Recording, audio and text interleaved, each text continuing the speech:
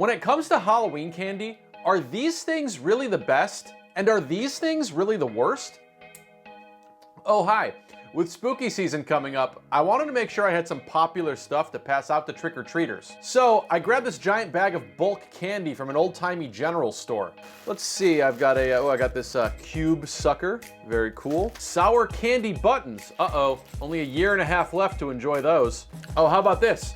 Showard's scented gum. Sorry, it's C. Howard's, not Showard's. Sorry, Showard, I mean Howard. I don't know, I got a lot of stuff in here. I got some taffy, got some hard candy. I've got an Andes mint in case anybody comes by in an Olive Garden waiter costume. And yes, the nickel nip. I'm like a drunk goldfish. Yeah, these kids are gonna love me. So okay, what is this candy to trick-or-treaters? Is this like their number 1 or their number 2 choice? Okay, fine, number 5. Wait, that's this year's list of the worst Halloween candy? Bit-O honey and candy corn I can understand, but come on. These little phony bottles are the best combinations of water, corn syrup, and refined wax that money can buy. I could drink these all day. That would have to be a pretty short day. Maybe trick-or-treating has changed since I was a kid. Or maybe I shouldn't buy all my candy at an old-timey general store. Because the items on here, Necco wafers, Mary Jane's Tootsie Rolls, are the same kinds of things that fill those old glass jars at weird souvenir shops. Okay, so what is the absolute worst candy according to these rankings? Ah, the 1800s era circus peanut. According to Spangler Candy, the company behind Dum Dum Suckers that came up with its own recipe for these things back in 1941, circus peanuts became popular in part due to the invention of polyethylene film. Delicious. And according to an archived version of their FAQ section, circus peanuts contain pork gelatin. And they're marshmallows shaped like peanuts that taste like bananas. A marshmallow that tastes like a banana that's shaped like a peanut. Go nuts, kids. After this banana pork marshmallow goo gets made, their website says they get shaped into peanuts, have excess starch removed, and pass through 2 metal detectors before making its way to your trick-or-treat basket. Oh, and when they get too hard, just pop them in the microwave for around 8 to 10 seconds, though microwave times may vary. Yeah, it's hard to believe those things aren't popular, but guess what? General Mills claims that back in the 60s, a product designer chopped up circus peanuts, threw them into a bowl of Cheerios, and voila, Lucky Charms were born. Anyway, exactly how official are these worst Halloween candy rankings? Well, they're coming to us from candystore.com, which analyzed candy ranking lists from sites including BuzzFeed and Fox News, and then surveyed more than 12,000 of its own customers, and put the best and worst candies into a spreadsheet to ultimately determine that yeah, candy corn sucks. And yes, along with the worst list, there's also a best list. Let me guess,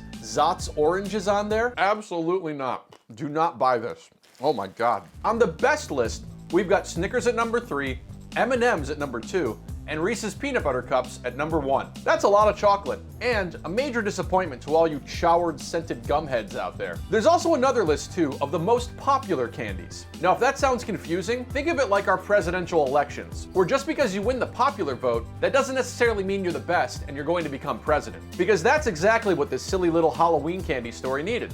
A small piece of divisive American politics. I'm completely ruining my dinner, by the way. Anyway, candystore.com analyzed 16 years worth of sales data to figure out what our nation's most popular Halloween candy is. And Reese's Cups and M&M's cling onto those top spots too, followed by hot tamales. I think that glaring typo means hot tamales, but whatever it means, it's bad for Choward, who didn't make the list at all in spite of these tropical candy guava. Actually, this is pretty good. It's like a giant guava Pez. Ask me about my Pez collection. I must have spent like 20 bucks at this place. And just in case you're still seeking more of a data-driven sugar high, this candy store website also broke down which candies are most popular by state. You can check out this whole thing yourself on candystore.com, but here are some of the highlights. Here in New York, the number 1 spot goes to Sour Patch Kids. On the West Coast in California, they prefer M&Ms. In the geographic center of the lower 48 United States, in Kansas, they like M&Ms too.